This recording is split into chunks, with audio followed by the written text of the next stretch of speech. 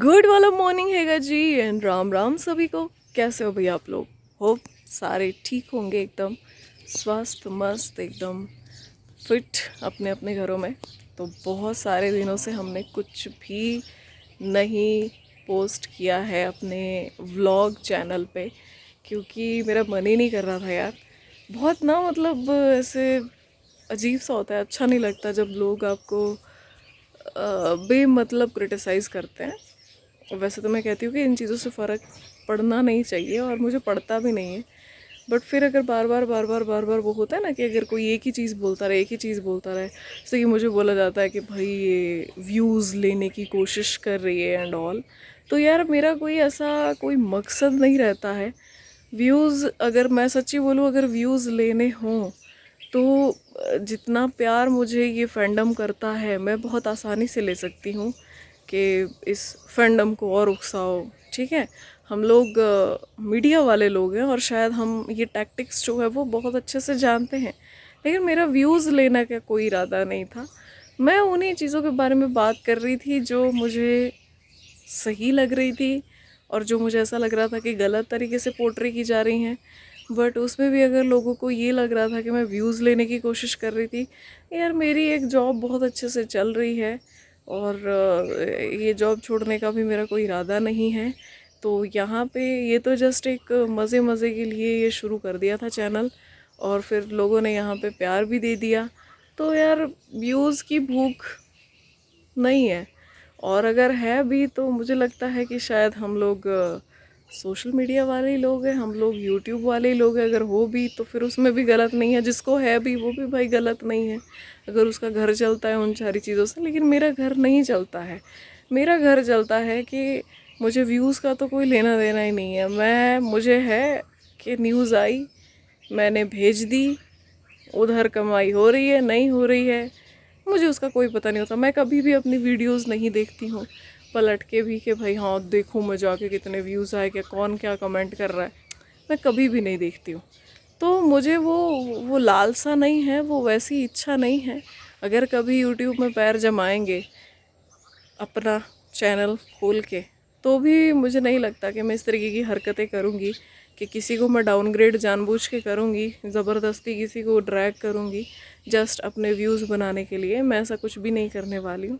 बहुत सारे यूट्यूबर्स हैं जो करते हैं, बहुत सारे हैं जो नहीं करते हैं। तो हर तरीके के लोग होते हैं दोस्तों, और मैं ज़रा थोड़ी अलग स्टाइल वाली हूँ तो मुझे इन चीज़ों से फ़र्क नहीं पड़ता। लेकिन हाँ, अगर तुम लोगों को ये लग रहा था बार बार तो मैंने वो चीज़ ही छोड़ दी थी। चीज़ें ये भी होती है कि अगर आप एकदम सही का साथ देने वाले इंसान हो तो आप रह नहीं पाते, आप वो सच्चाई का साथ छोड़ नहीं पाते हो। और कुछ ऐसा अगर आपके आसपास हो जाता है तो फिर आप मतलब एक किस्म से होता है ना कि अंदर से वो आवाज़ आती है कि भैया बोलो, अब इस पर बोलना पड़ेगा। तो कुछ ऐसा ही हुआ है। मैंने इतने दिनों से इस चैनल पे मैंने बिग बॉस की कोई बात नहीं की। दूसरे चैनल पे भी जहाँ पे मैं काम करती हूँ मैंने वहाँ पे रिव्यू करना भी छोड़ दिया था। क्यों? क्योंकि चीज़ें ही ऐसी चल रही थी, नॉट इंटरेस्टिंग, बहुत ज़्यादा स्क्रिप्टेड, बहुत ज़्यादा मैनिपुलेट करने वाली, ऑडियंस को उकसाने वाली। इसलिए मैंने वो चीज़ ही छोड़ रखी थी। लेकिन अब जो बिग बॉस ने कांड किया है उसके बाद भाई आप चाहकर भी उस चीज़ को इग्नोर नहीं कर सकते। ये एकदम टॉलरेट करने वाली चीज़ नहीं है। ये जो भी हुआ है वो बहुत बुरा हुआ है। गाइस, जानबूझकर एक पर्सन को सबसे पहले तो घर में बुलाया जाता है सिर्फ़ और सिर्फ ये देखकर कि उसका बहुत अच्छा एक फैंडम है उसके पीछे, जो बिग बॉस देखने के लिए आएगा ही आएगा, आएगा ही आएगा। ये 100% श्योर थे बिग बॉस, क्योंकि आपने उस बंदे को बुलाया था जो एल्विश यादव का इतना पक्का दोस्त है, और आपने ये मेक श्योर किया था कि भाई इस फैंडम को इस सीज़न में भी एंगेज रखना है किसी ना किसी तरीके से, तभी तो आपको ज़्यादा व्यूवरशिप मिलने वाली थी। तो बिग बॉस ने वो सब किया। शुरुआत इस तरीके से हुई, हमें लगा था कि भाई क्या पता इस सीज़न में शायद हमारे मुंह से ये वर्ड ना निकले कि बिग बॉस बायस्ड हैं या फेवरेटिज़म कर रहे हैं। बट बिग बॉस ने बिल्कुल हमारी जो उम्मीदें उनसे रहती हैं शायद उस पर ही वो खरे उतरे हैं। उन्होंने वैसा ही किया जैसा वो करते आए हैं, और इस बार उसमें चीज़ें एक्स्ट्रा भी ऐड ऑन कर दी, तो बहुत बहुत बहुत ज़्यादा बुरा हुआ जिस तरीके से लवकेश को बिग बॉस के घर से बेघर किया गया दोस्तों। वो सबसे एक वाहियात और बहुत बुरा इविक्शन था। यहाँ पे जिस तरीके से चीज़ें हमने देखी, मतलब लाइक आप सोचो कि कितनी कोशिश हो रही थी उस बंदे को घर से बाहर निकालने की, कितनी ज़्यादा कोशिश हो रही थी। और ये फर्स्ट अटैम्प्ट नहीं था बिग बॉस का जो उन्होंने किया, इससे पहले भी वो ये कर चुके हैं। लेकिन उस टाइम पे लग रहा था कि शायद ऑडियंस को किलसाने के लिए कर रहे हैं। इतना तो मैं जानती थी कि कुछ ना कुछ कांड वो करेंगे। और यहाँ से ये बहुत ही क्लियर पिक्चर बनती है कि बिग बॉस लवकेश को लाए थे ताकि फिनाले तक एक बहुत बड़ा फैंडम अपने साथ होल्ड करके रखें, क्योंकि उनको पता था कि जब तक वो बंदा घर के अंदर रहेगा वो फैंडम बिग बॉस ज़रूर देखेगा, ठीक है, 29 वाली सब्सक्रिप्शन ज़रूर लेगा। तो आप देखो कि उन्होंने अंत तक होल्ड करके रखा, उस फैंडम को चिपका के रखा अपने शो के साथ। और जब बारी आई उस फैंडम को या उस कंटेस्टेंट को कुछ देने की, तो उस टाइम पे उस कंटेस्टेंट को घर से बेघर कर दिया। वो भी कैसे? लाइक ऑडियंस वोट से तो हो ही नहीं सकता था, हो ही नहीं सकता था, मतलब आप ये चीज़ सोच भी नहीं सकते। लेकिन घर वालों की वोट से उसको बाहर कर दिया। जब घर में बचे ही वो लोग थे जो उसके अगेंस्ट थे, तो वो उसके पक्ष में वोट कैसे कर सकते थे? वो उसको बचाने के लिए वोट कैसे कर सकते थे?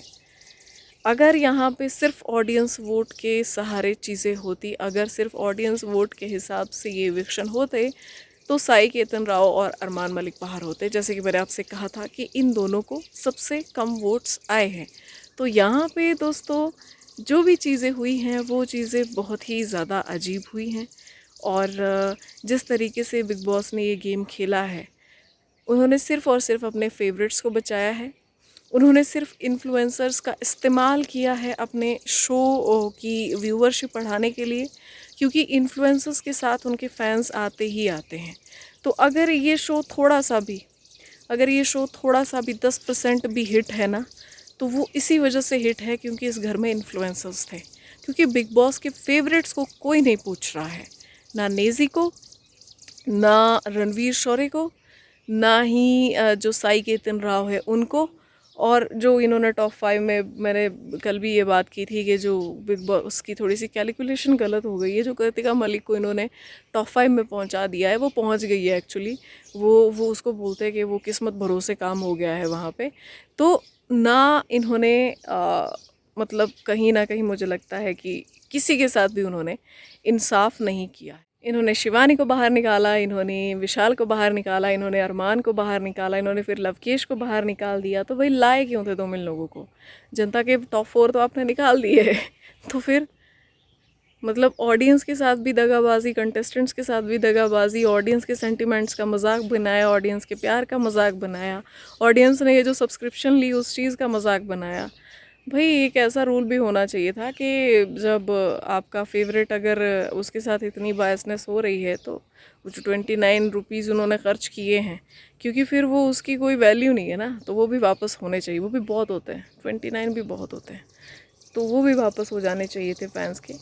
ये बहुत ही बुरी चीज़ हुई है। मैं काफ़ी सारी चीज़ें ऑलरेडी बोल चुकी हूँ, मैं बार बार उसको दोहराऊंगी नहीं। अगर बिग बॉस को इसी तरीके की चीज़ें करनी है तो एक काम करो, इन्फ्लुएंसर्स को बुलाना बंद कर दो, उनके फैंडम्स का इस्तेमाल करना, उनके फैंस का इस्तेमाल करना बंद कर दो, और शायद हम इस तरीके की चीज़ें फिर नहीं बोलेंगे।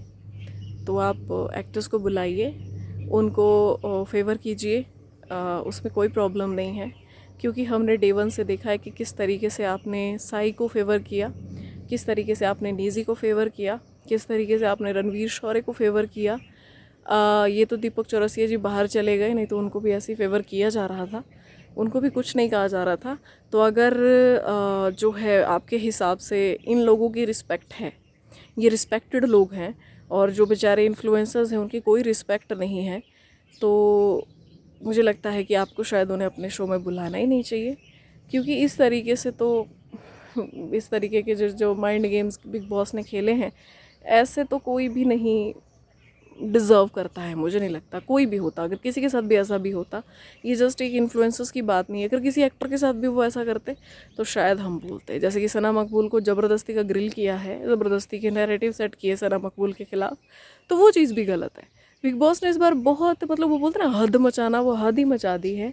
तो भाई मुझे लगता है कि क्या कोई बड़े नाम, जाने माने नाम, एक्चुअली जो रिस्पेक्टेड लोग हैं, क्या वो बिग बॉस के घर के अंदर आना पसंद करेंगे इसके बाद? ये चीज़ें जब इतनी ज़्यादा ख़राब हो जाएंगी और जब एक क्लियर पिक्चर लोगों को दिखने लगेगी कि बिग बॉस के घर में एक्चुअल में होता क्या है, तो कौन आना पसंद करेगा ऐसी गेम में जहाँ पर कंटेस्टेंट्स नहीं खेल रहे हैं, जहाँ पे बिग बॉस खुद ही खेल रहे हैं। जिसका शो है वो खुद ही खेल रहे हैं भाई, मेकर्स ही खेल रहे हैं यहाँ पे। कंटेस्टेंट्स को तो मौका ही नहीं मिल रहा है, वही कर रहे हैं, किसको बाहर जाना है, किसको अंदर लाना है, किसको क्या करना है, किसके साथ किसको ताने मारने, किसको पुचकारना है।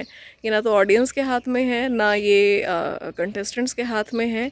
ये सिर्फ और सिर्फ बिग बॉस ने अपने हाथ में रखा है सारा। तो भाई बहुत ही बायस्ड, मैनिपुलेटिव, फेवरेटिज्म वाला गेम हुआ इस बार। अब कोई भी जीत जाए, क्या वो उस लेवल की एक्साइटमेंट है बाकी किसी के अंदर? मुझे नहीं लगता।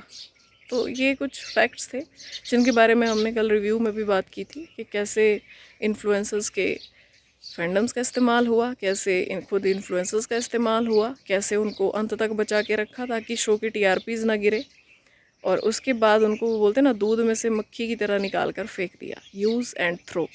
यही नीति अपनाई है बिग बॉस ने इस बार। बाकी मज़ा नहीं आया यार।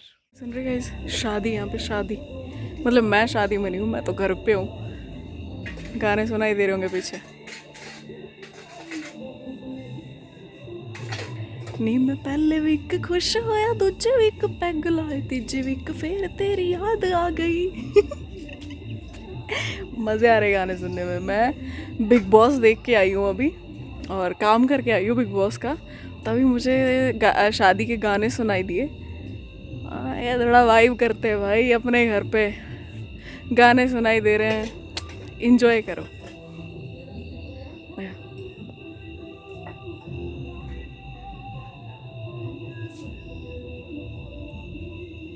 शराबियों वाला स्टेप।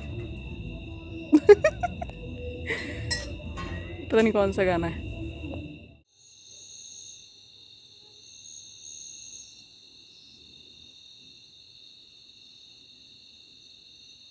सी,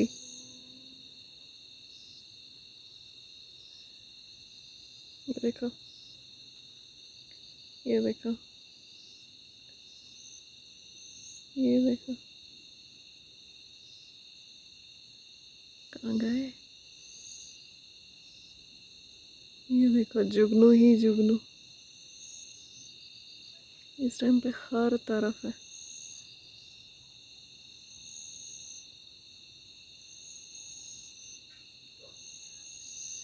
ये देखो और आगे, सारे मेरे घर के पास आ रहे हैं, मतलब उड़ रहे हैं इस टाइम पे। बाहर जुगनू देखने के बाद देखो अंदर सोने के लिए आई, और यहाँ कमरे में जुगनू देखो, ये पता नहीं कैसे अंदर आ गया। और अब जैसे ये पूरी लाइट बंद है, पूरा अंधेरा है ना रूम में, तो अब देखो भाई इसकी अलग ही लाइट जगमगा रही है।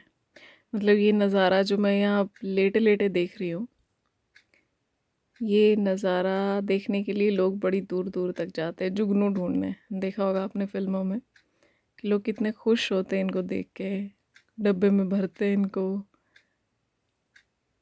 बट ये मेरे को खुद आ गया अंदर कि देख, तेरी ज़िंदगी में रोशनी करता हूँ।